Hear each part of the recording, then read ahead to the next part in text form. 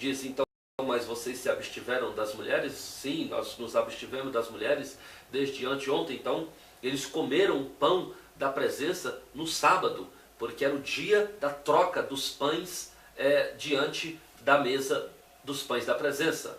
Era dia da troca dos pães, onde eram retirados outros pães e santificados outro no seu lugar.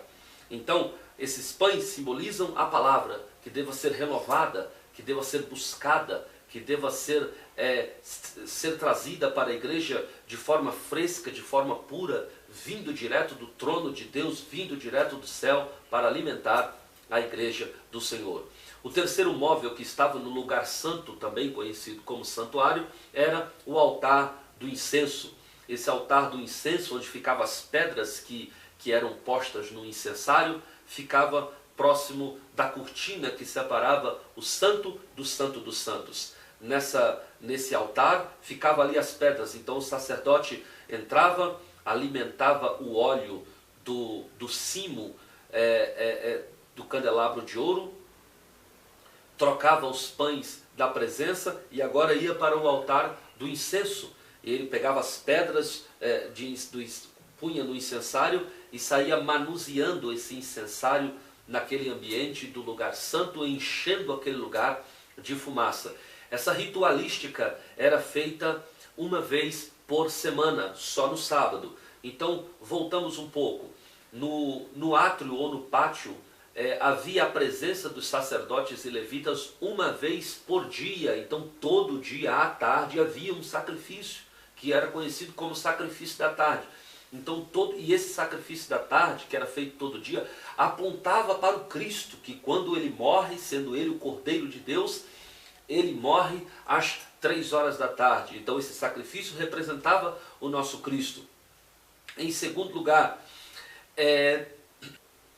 os sacerdotes entravam ali e faziam com que o sacrifício fosse feito, a purificação das mãos do sacerdote fosse feita uma vez por dia. No segundo compartimento, a visita era semanal, uma vez por semana. O sacerdote entrava, fazia toda a ritualística do sábado, que era a troca dos pães, alimentar o azeite e encher o lugar de fumaça, que representa o incenso representa as nossas orações, e depois tinha o Santo dos Santos. No Santo dos Santos, o ritual era feito uma vez por ano, que era chamado Dia da Expiação. Daqui a pouquinho a gente vai falar sobre o Dia da Expiação, mas antes, só para dizer que esse sacrifício era feito uma vez por ano, e lá nesse Santo dos Santos, também conhecido como Lugar Santíssimo, ficavam 2 objetos, que na verdade se tornavam quase que um só, porque era a Arca da Aliança, que era um objeto, e o outro objeto era a tampa da Arca da Aliança, que era forjado 2 querubins, um de fronte para o outro, forjado na própria tampa, todo em ouro, que era chamado de propiciatório, o lugar que se propicia, o lugar que se dá, o lugar da bênção. O sacerdote entrava ali uma vez por ano, não podia entrar com cisma, com pecado, com absolutamente nada, porque poderia ser fulminado e morto por Deus lá no Santo dos Santos. Há uma antiga tradição que diz, inclusive, que os sacerdotes entravam ali amarrados, porque se morresse lá dentro, ninguém poderia ir tirá-lo, a não ser sendo puxado dali. Então, as 7 peças do tabernáculo eram o altar de bronze, a bacia de bronze, o altar do holocausto aqui fora, ali no santuário, mesa dos pães da presença 3, candelabro de ouro 4, altar do incenso 5, lá dentro, a arca da aliança 6 e o propiciatório 7. 7 peças compunham o mobiliário do tabernáculo proposto por Deus a Moisés no capítulo 25 do livro do Êxodo. O dia da expiação, que era o ritual anual, onde se usava o último compartimento, que era o Santo dos Santos, era da seguinte maneira: todas as famílias vinham, naquele dia ninguém trabalhava, era um dia que nem os servos trabalhavam, nem o animal. Então o chefe de família trazia a confissão dos pecados da sua família para o sacerdote. O sacerdote começava o dia e fazia primeiro um sacrifício por ele, que era o sacrifício de um novilho. Depois fazia um sacrifício para a sua família. E depois o sacerdote, além desses 2 sacrifícios, ele trazia outros 2 bodes. O primeiro bode era chamado de bode emissário. Você vai ver na figura, o segundo bode era chamado de bode expiatório. Bode emissário, bode expiatório. O bode emissário recebia a confissão dos pecados de todos os filhos de Israel. O sacerdote impunha a mão sobre a cabeça do bode e repassava a confissão dos pecados que ele ouvia do chefe de cada uma das famílias de Israel lá no arraial. Depois, aquele bode que recebia, mesmo não tendo culpa de nada, a confissão de todos os pecados, eram levados pela mão de um levita para o deserto. E lá no deserto, ele era amarrado no deserto para que ele não pudesse voltar para dentro do arraial. Isso significa, aquele bode emissário representa Cristo, que mesmo não tendo culpa, se fez culpa por nós, mesmo não tendo pecado, se fez pecado por nós, como diz as Escrituras Sagradas. E o levita levava para o deserto e lá deixava. Isso significa que quando os nossos pecados são confessados e levados pelo Cristo, dos nossos pecados ele não lembra mais. O salmista diz que assim como está distante o Oriente do Ocidente, assim afasta de nós as nossas transgressões. E depois o sacerdote, o levita o amarrava para que o bode não pudesse voltar. Isso significa que não há possibilidade, uma vez que o pecado foi confessado a Deus e perdoado, não há possibilidade de voltar à lembrança do pecado. Satanás é especialista em trazer os fantasmas da lembrança do pecado, mas certo é que são somente fantasmas, porque um pecado confessado é um pecado perdoado pelo Senhor. Uma verdade absolutamente clara é a seguinte, que sem confissão não existe perdão. Sem confissão não existe perdão. Essa verdade é absolutamente incontestável. A Bíblia diz, aquele que confessa e deixa, alcança misericórdia. Então, esse bode expiatório representa Cristo. Depois ficava o segundo bode, chamado de bode. O primeiro bode era o bode emissário. Esse segundo bode que ficava era o bode expiatório.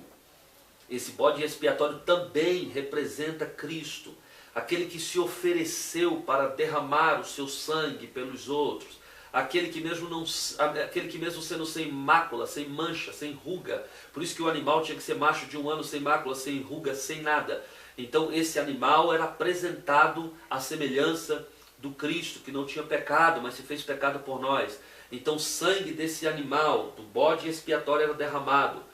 E a bacia com esse sangue, então, era levada pelo sumo sacerdote para o interior do tabernáculo do Senhor. E no interior do tabernáculo, ele conduzia esse sangue até o Santo dos Santos. Lá no Santo dos Santos, o ápice do cerimonial no Santo dos Santos era derramar aquela bacia de sangue em cima do propiciatório, em cima do lugar onde se propicia, onde se dá, onde a bênção emana. E quando esse sangue chegava até ali, então Deus recebia o sacrifício do povo. Esse ritual era um ritual anual. Glória a Deus, porque isso era apenas sombra das coisas que viriam depois. O escritor anônimo aos Hebreus, no capítulo de número 10, ele nos traz uma verdade tremenda acerca desse ritual. Está lá na carta do escritor anônimo aos Hebreus, capítulo de número 10, a partir do versículo de número 1, que diz assim: porque a lei, tendo a sombra dos bens futuros e não a imagem exata das coisas, não pôde nunca, pelos mesmos sacrifícios que continuamente se oferece de ano em ano, aperfeiçoar os que se chegam a Deus. Versículo 19, olha que coisa tremenda. Tendo, pois, irmãos, ousadia, agora somos nós, de entrarmos no santíssimo lugar, pelo sangue de Jesus, pelo novo e vivo caminho que ele inaugurou, caminho novo e vivo, através do véu, isso é, da sua carne, e tendo um grande sacerdote sobre a casa de Deus. Cheguemos-nos com verdadeiro coração e inteira certeza de fé, tendo o coração purificado da má consciência e o corpo lavado com água limpa. Retenhamos firme a confissão da nossa esperança, porque fiel é aquele que nos fez a promessa. Glória a Deus! Hoje temos liberdade. O véu do templo se rasgou de alto a baixo. No dia em que o verdadeiro Cordeiro de Deus, como anunciou João Batista na beira do Jordão, eis aí o Cordeiro de Deus que tira o pecado do mundo. Quando ele morre, quando ele derrama o seu sangue, quando ele expira na cruz do Calvário, algumas coisas aconteceram na terra. O sol escureceu, a terra tremeu, mas o fato mais contundente que aconteceu no momento que Cristo expirou na cruz foi o que aconteceu no templo. Agora já não era mais tabernáculo, agora já era um templo. Esse véu já era uma cortina espessa que foi rasgado de cima a baixo, abrindo espaço para que o Santo dos Santos pudesse ser acessível a cada um de nós. Por isso que o escritor aos Hebreus nos convida: entremos, irmãos, não com medo, não com temores, mas entremos com ousadia no santíssimo lugar, pelo novo e vivo caminho que ele inaugurou, pelo véu, isto é, pela sua carne, sabendo que temos um grande sacerdote sobre a casa de Deus. Cheguemo-nos, pois, a ele com o coração verdadeiro. Então Deus institui o tabernáculo para os filhos de Israel, para que Deus pudesse estar no meio do seu povo. E Deus institui as leis, chamadas de leis morais e leis cerimoniais. Infelizmente o tempo não nos permite entrar nos meandros das leis morais e das leis cerimoniais, as chamadas leis civis. Mas está no encarte de teologia do seu livro, que você pode estudar aí na sua casa. Deus abençoe a sua vida e até a próxima aula, em nome de Jesus.